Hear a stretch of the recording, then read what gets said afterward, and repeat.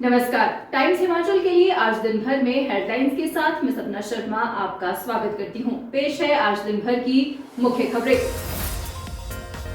हिमाचल को किया आपदाग्रस्त राज्य घोषित, सीएम सुक्खू ने केंद्र से की विशेष राहत पैकेज की मांग। 12 दिन तक चला मॉनसून सत्र समाप्त, 59 घंटे चली सदन की कार्यवाही। विधानसभा में देहरा उपचुनाव में धांधली को लेकर हंगामा, नेता प्रतिपक्ष ने लगाए गंभीर आरोप, विपक्ष का वॉकआउट।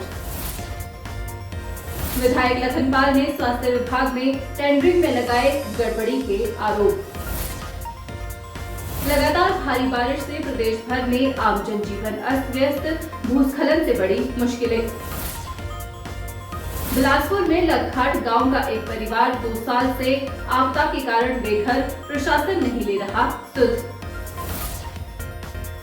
अब खबरें विस्तार से। हिमाचल प्रदेश के इतिहास में चौथा सबसे लंबा 12 दिन का मॉनसून सत्र आज समाप्त हो गया। सत्र में अधिकतर समय प्रदेश की आपदा पर चर्चा हुई। सदन की कार्यवाही 59 घंटे तक चली, जिसकी उत्पादकता 98% रही। सत्र में कुल 509 तारांकित सवाल पूछे गए, जबकि 181 अतारांकित सवाल सदन में पूछे गए। सदन में कुल 690 सवाल पूछे गए। नियम 67 काम रोको प्रस्ताव के तहत आपदा पर लंबी चर्चा चली। सत्र के समापन पर विधानसभा अध्यक्ष कुलदीप सिंह पठानिया ने कहा कि मॉनसून सत्र के दौरान नियम 130 के तहत 6 विषय पर चर्चाएं हुई। विधानसभा अध्यक्ष ने बताया कि नियम 62 के तहत 12 विषय, नियम 101 के तहत 7, 63 के तहत 1 विषय पर चर्चा हुई और 102 के तहत राष्ट्रीय आपदा घोषित करने पर संकल्प लाया गया, जिसे केंद्र को भेजा गया। 11 सरकारी विधेयक पास किए गए। लगभग 32 से 33 घंटे डिजास्टर के ऊपर ही चर्चा हुई, जिसमें एक गवर्नमेंट ने एक रेजोल्यूशन भी लाया और जिस रेजोल्यूशन को सर्वसम्मति से हाउस ने अडॉप्ट किया, जो कि नेशनल डिजास्टर घोषित करने संबंधित था। विपक्ष के नेता जयराम ठाकुर ने कहा कि आपदा के दौर से प्रदेश जूझ रहा है और इसको लेकर सदन में चर्चा हुई। आपदा राहत एवं बचाव कार्यों में सरकार को जिस तरह से काम करना चाहिए था, वो नहीं हुआ। सदन में सरकार ने सही जानकारी नहीं दी। अब की बार सत्र लंबा रहा, 12 दिन का सत्र था, 12 सीटिंग जिसमें हुई। विपक्ष की ओर से मैंने पहले दिन से बड़ा स्पष्ट किया था कि प्रभावी ढंग से जनहित के मुद्दों को हम उठाएंगे और मैं धन्यवाद करना चाहूंगा सभी माननीय विधायक जो भारतीय जनता पार्टी के हैं। पूरे विधायक दल ने पूरी ताकत के साथ विधानसभा के अंदर जनहित के मुद्दों को उठाया है, लेकिन इस बात को लेकर के निश्चित रूप से हमें लगता है कि जितना गंभीरता से आपदा की परिस्थिति हिमाचल प्रदेश में सरकार को लेनी चाहिए, उस तरह से नहीं ली गई।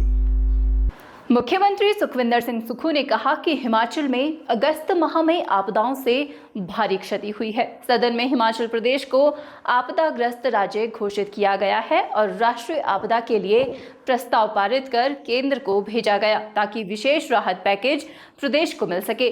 मुख्यमंत्री ने विपक्ष से भी राहत पैकेज दिलाने में मदद का आग्रह किया और विपक्ष के नेतृत्व में सरकार विशेष राहत पैकेज के लिए जाने के लिए पूरी तरह से तैयार है। हिमाचल के इतिहास में सबसे लंबा मानसून सत्र चौथा था और निश्चित तौर पर माननीय अध्यक्ष महोदय ने बड़ी विनम्रता से सभी पक्षों को सुना और निष्पक्ष होकर अपनी बात को रखा। और हम ये कह सकते हैं कि जितना लंबा मानसून सत्र था, उतना लंबा हमने कई विषयों पर चर्चा की, कई मुद्दों पर चर्चा की। आपदा में 4 दिन पर चर्चा हुई और 4 दिन चर्चा के बाद हमने उसका उत्तर दिया। हमने विधानसभा में हिमाचल प्रदेश को आपदा राहत प्रदेश घोषित किया है। विधानसभा मानसून सत्र के अंतिम दिन भी प्रश्नकाल के दौरान सदन में खूब हंगामा देखने को मिला। हमीरपुर विधायक आशीष शर्मा के देहरा उपचुनाव के दौरान कांगड़ा बैंक से धनराशि जारी करने को लेकर सरकार से प्रश्न पूछा गया था, लेकिन सरकार ने इसका जवाब नहीं दिया और कहा कि सूचना एकत्रित की जा रही है, जिस पर विधायक ने आरटीआई से प्राप्त जानकारी को सदन में रखा और सरकार पर जानबूझकर जानकारी छुपाने के आरोप लगाए। इस पर सदन में खूब हंगामा हुआ और विपक्ष ने सदन से वॉकआउट कर दिया। नेता प्रतिपक्ष जयराम ठाकुर ने कांग्रेस पर गंभीर आरोप लगाए हैं। भ्रष्टाचारी सरकार मुर्दाबाद, मुर्दाबाद, मुर्दाबाद। मियां बीवी की सरकार मुर्दाबाद, मुर्दाबाद, मुर्दाबाद। नेता प्रतिपक्ष जयराम ठाकुर ने कहा है कि कांग्रेस देश में वोट चोर अभियान चला रही है, लेकिन हिमाचल में देहरा उपचुनाव के दौरान कांग्रेस सरकार ने वोटों की चोरी की है, जिसका प्रमाण सामने आया है। विधायक आशीष शर्मा ने आरटीआई से मिली सूचना को सदन में रखा, लेकिन सरकार कह रही है कि उनके पास सूचना नहीं है। ये लोकतांत्रिक परंपराओं और विधानसभा विधायी प्रक्रिया का उल्लंघन है। जब आरटीआई के माध्यम से सूचना पहले से उपलब्ध है तो सदन में जवाब देने से क्यों रोका गया? हिमाचल प्रदेश विधानसभा के इतिहास में ये पहली बार देखने को मिला जब माननीय सदस्य की ओर से प्रश्न लगाया गया, उस प्रश्न को विधानसभा सचिवालय द्वारा स्वीकार किया गया, बिजनेस में उसको लिस्ट किया गया और सूचना एकत्रित की जा रही है। ये सूचना पहले उपलब्ध कराई गई है और ये प्रश्न हमारे आशीष शर्मा माननीय विधायक हमीरपुर की ओर से लगाया गया था। और जब पिछले कल इस प्रश्न पर फिर से हमने जब पूछा कि प्रश्न लगा था लेकिन बिजनेस में लगने के बावजूद उसको हटा दिया गया, विलोप कर दिया गया उसको, तो अध्यक्ष महोदय ने कहा कि हम इस प्रश्न का उत्तर कल देंगे, जबकि आरटीआई के माध्यम से उसी डिपार्टमेंट ने सूचना पहले ही उस प्रश्न की दे दी है, जिसके संदर्भ में पिछले कल माननीय सदस्य आशीष शर्मा जी और सुधीर शर्मा जी ने प्रेस को भी ब्रीफ किया। जब आरटीआई में इंफॉर्मेशन मिल चुकी है और विधानसभा का सचिवालय उस सूचना को देने के लिए आनाकानी कर रहा है क्योंकि सरकार का दबाव है, ये पहली बार वो शायद हिमाचल प्रदेश की विधानसभा के अंदर जब किसी प्रश्न का उत्तर देने के लिए आरटीआई लेकर के उसी सदस्य ने जिसने प्रश्न किया है उसने सदन के अंदर रखा कि आपके पास अगर सूचना नहीं है मैं ही आपको सूचना प्रदान कर रहा हूं। हमारी बेस्ट डायमंड रिंग डिजाइन्स। लड़की देखने गए थे तो पहली बार में पसंद कर ली थी। और दिखाइए। इनकी तरह गारंटी के साथ आती तो हाँ कर लेता। Happy anniversary. सबसे अनमोल मुस्कान खिलती है सिर्फ हीरो से। सजाइए अपने खास पल, वर्मा ज्वेलर्स। बड़सर से भाजपा विधायक इंद्रदत्त लखनपाल ने स्वास्थ्य विभाग की टेंडरिंग में गड़बड़ी के गंभीर आरोप लगाए हैं। विधानसभा मॉनसून सत्र के आखिरी दिन उन्होंने इसको लेकर सदन में सवाल उठाए। सदन के बाहर मीडिया से बातचीत में उन्होंने ऊना के अस्पताल में मशीन की खरीद में बड़ा घोटाला होने की बात कही। लखनपाल ने आरोप लगाए कि मुख्यमंत्री खुद भी इस मामले में संलिप्त है। उन्होंने कहा कि मशीनों के लिए अयोग्य कंपनी को ठेका दिया गया है। विधायक इंद्रदत्त लखनपाल ने कहा कि पुणे में अस्पताल के लिए मशीनों की खरीद के लिए 3 फर्म को टेंडर दे दिया गया। उन्होंने कहा कि ये तीनों फर्म इन टेंडर के लिए अयोग्य थी, इसके बावजूद भी इनको टेंडर दे दिया गया। लखनपाल ने कहा कि सदन में सवाल का जवाब स्वास्थ्य मंत्री को देना था, लेकिन मुख्यमंत्री ने हस्तक्षेप किया, जिससे प्रतीत होता है कि मुख्यमंत्री खुद इसमें संलिप्त है। लखनपाल ने कहा कि इन टेंडरों में करोड़ों का घोटाला हुआ है, जिसकी जांच होनी चाहिए। उसमें 3 फर्में हैं अलग अलग से और तीनों एक ही एड्रेस की है, ऊना से। और मेरा इसमें ये था कि इन्होंने यहाँ माना है और एक ही बैंक से इनकी अर्नेस्ट मनियाँ एक ही दिन में जमा हुई, एक ही दिन में एफिडेविट बनते हैं, एक ही दिन में जमा होते हैं और एक ही दिन में वो अर्नेस्ट मनी भी एक ही बैंक से जमा होती है। तो इसमें शरेआम ये देखने को मिल रहा है कि स्वास्थ्य विभाग में कितना बड़ा गड़बड़ घोटाला हो रहा है और करोड़ों रुपए की जो मशीनरी जो है खरीदने के लिए उन लोगों को टेंडर दे दिया जो इसके लिए कॉम्पिटेंट ही नहीं है। और जो फर्में इसमें दर्शाई गई हैं, एक ही दिन में फर्में बनी, उनके एफिडेविट भी एक ही दिन में बने और उनके जो अर्नेस्ट मनी जो जमा हुई एक ही बैंक से एक ही दिन में। तो इसमें साफ लग रहा है कि ये बहुत बड़ा भ्रष्टाचार हुआ है। स्वास्थ्य विभाग का ये मामला है जो कि स्वास्थ्य मंत्री ने इसका जवाब देना था, लेकिन मुख्यमंत्री ने इसमें स्वयं हस्तक्षेप किया है। तो मेरा ये मानना है कि मुख्यमंत्री इसमें सीधे तौर पर इन्वॉल्व है। सोलन जिला में लगातार हो रही बारिश से 60 के करीब सड़क मार्ग अवरुद्ध है, उन्हें खोलने के प्रयास जारी है। सोलन कन्नाघाट वाया धरोट मार्ग बीते 24 घंटों से भूस्खलन से बंद है। एक टिपर और एक जेसीबी के माध्यम से रोड को बहाल करने का कार्य किया जा रहा है, जिससे लोगों में रोष है। लोग अधिक मशीनरियों से सड़क बहाली की मांग कर रहे हैं। इस मार्ग के बंद होने से आधा दर्जन के करीब गांव के हजारों लोग परेशान हैं व उनका संपर्क शेष दुनिया से कट गया है। वहीं जिला में मूसलाधार बारिश से कसौली उपमंडल की भौगुड़ी के बस्तला गांव में एक मकान गिरने से हेमलता नाम की महिला की मौत हो गई है।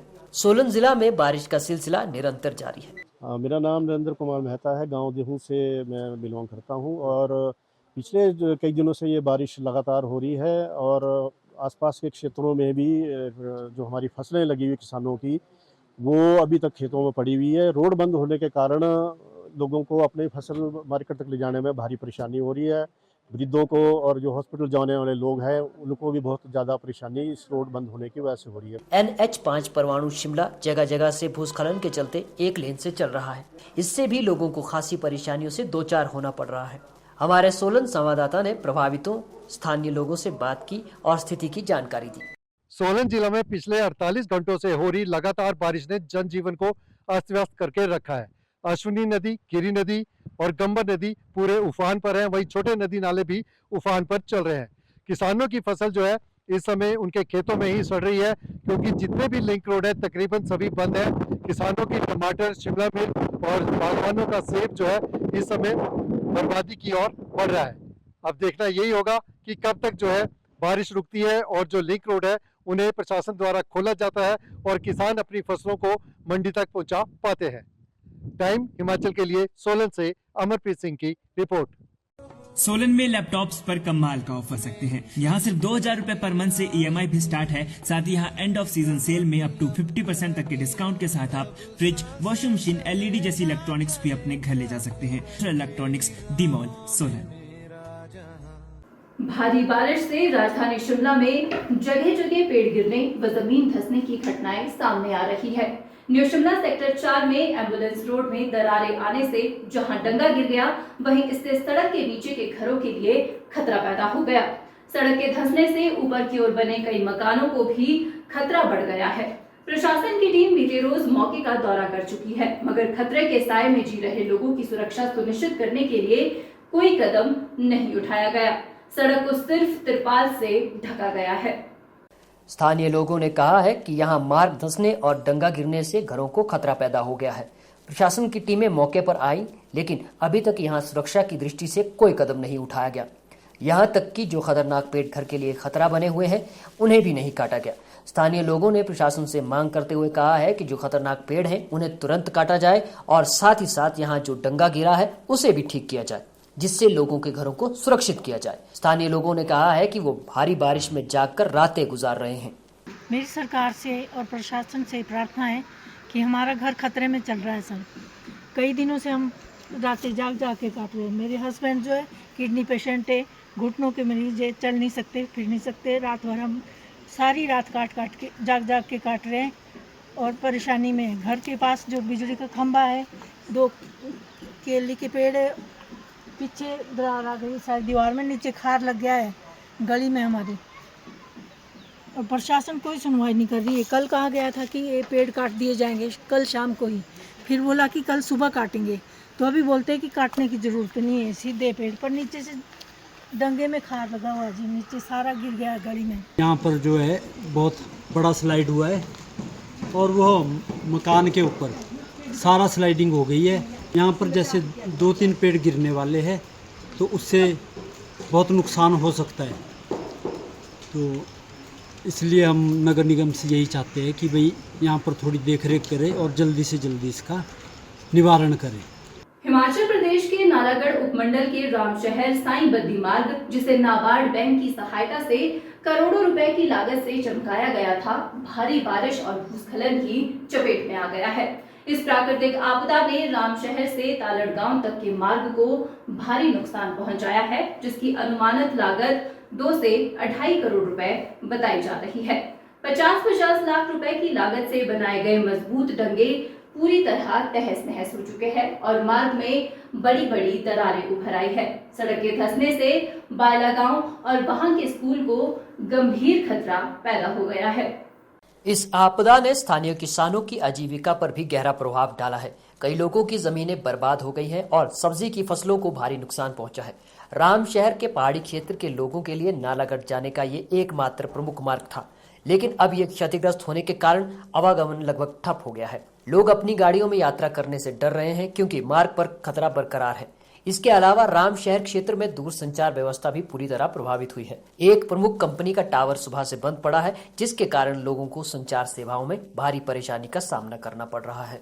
आज जो आपदा हमारे बायला गांव पे और पूरे ही रामशहर से लेकर बद्दी मार्ग तक आ चुकी है, जो कि इस रोड पे हजारों ही कई करोड़ों का ही बजट लगा हुआ था गवर्नमेंट सेंट्रल गवर्नमेंट से जो आया था, और उस रोड की सही तरीके से मुरम्मत भी नहीं हुई, और जो यहाँ डंगे वंगे जो भी लगे हुए थे वो सही तरीके से नहीं ज़मीन में से लिए गए। लगभग सारे ही जो ऊपर से ही लगाए गए हैं, जिस कारण से हमारा रोड बिल्कुल ही क्षतिग्रस्त हो चुका है। संपर्क हमारा रामशहर का और बद्दी का जो है यहाँ नालागढ़ यहाँ से टूट गया है। हमारे आने जाने की बड़ी सुविधा, हमारे का राशन पानी भी बंद हो गया है। बाकी ऐसा है ऊपर मकान है, इनके लिए भी इसका रोड से बड़ा खतरा हो गया है।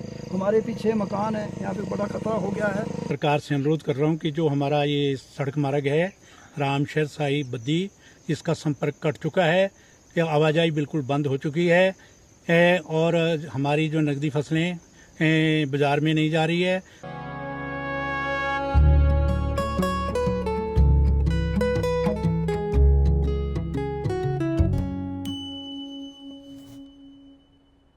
तो इसे पैक कर दूं या फिर से प्रपोज कर दूं? Ma'am, happy anniversary baby ji. Happy anniversary. सबसे अनमोल मुस्कान खिलती है सिर्फ हीरो से। सजाइए अपने खास पल, वर्मा ज्वेलर्स। लगघाट गांव का एक परिवार पिछले 2 साल से खुले आसमान तले जिंदगी बिताने को मजबूर है। प्राकृतिक आपदा में उनके मकान में दरारें आ गई, लेकिन अब तक ना तो उन्हें मुआवजा मिला और ना ही रहने के लिए कोई ठिकाना। बरसात के मौसम में ये परिवार टीन का शेड डालकर गुजर बसर कर रहा है। परिवार की सदस्य मीना देवी ने बताया कि उनके मकान में 2 साल पहले घर के पीछे हुए भूस्खलन के कारण बड़ी बड़ी दरारें आ गई और ये रहने लायक नहीं बचा। तब से लगातार प्रशासन और सरकार से गुहार लगाई जा रही है, लेकिन कोई ठोस समाधान नहीं निकला। परिवार का आरोप है कि कई बार सर्वे हुआ, अधिकारियों ने मौके पर आकर जांच भी की, लेकिन राहत और पुनर्वास की कोई व्यवस्था नहीं की गई। न मुआवजा मिला, न ही किसी तरह की सरकारी सहायता। लाचार परिवार का कहना है कि भारी बरसात में वो बच्चों, बुजुर्गों के साथ कड़ी मुश्किल हालात में गुजर बसर कर रहे हैं। परिवार ने प्रशासन से मांग की है कि जल्द से जल्द उन्हें मुआवजा दिया जाए और रहने के लिए पक्का ठिकाना उपलब्ध करवाया जाए, ताकि वे दर दर की ठोकरें खाने से बच सके। पीड़ित परिवार का कहना है कि वो बिलासपुर जिले में आते हैं, लेकिन उनका मकान सोलन जिला में आ रहा है। मेरा नाम मीना देवी है, मैं ग्राम पंचायत में स्थायी निवासी हूँ और जो मेरा मकान जो है सोलन जिला के अंतर्गत आता है, लेकिन हमारे से जो भी डॉक्यूमेंट है वो सारे बिलासपुर में है और 2023 में हमारे मकान में भारी दरारें आ गई थी। उसको जो रिपेयर में डाला गया था, लेकिन अभी तक हमें कोई मुआवजा नहीं मिला है। तो मैं बिलासपुर प्रशासन से भी और सोलन प्रशासन से भी आग्रह करती हूँ कि हमारा मकान का मौका किया जाए, देखा जाए कि हम लोगों की ज़मीन सारी धंस चुकी है, हम लोग कहाँ जाए और कैसे रहे। और हम लोगों ने जो है एक ढारा बनाया था अपनी मलकियत में, उसमें भी भारी दरारें आ चुकी है और एक छोटा सा ढारा हमने जो सरकारी लैंड में भी बनाया था, जिसके लिए जो हमें बिलासपुर प्रशासन बहुत ज़्यादा तंग कर रहा है और हमें जो वहाँ से उस ढारे को उठाने के लिए जो है बार बार तंग किया जा रहा है। बताया जाए कि हम लोग कहाँ जाएँ। आज दिन भर के लिए बस इतना ही। ताज़ा अपडेट और खबरों के लिए आप बने रहिए हमारे साथ, देखते रहिए टाइम्स हिमाचल। हर अपडेट के लिए हमें फॉलो करना ना भूले, क्योंकि हम हैं सच की राह पर सबसे आगे।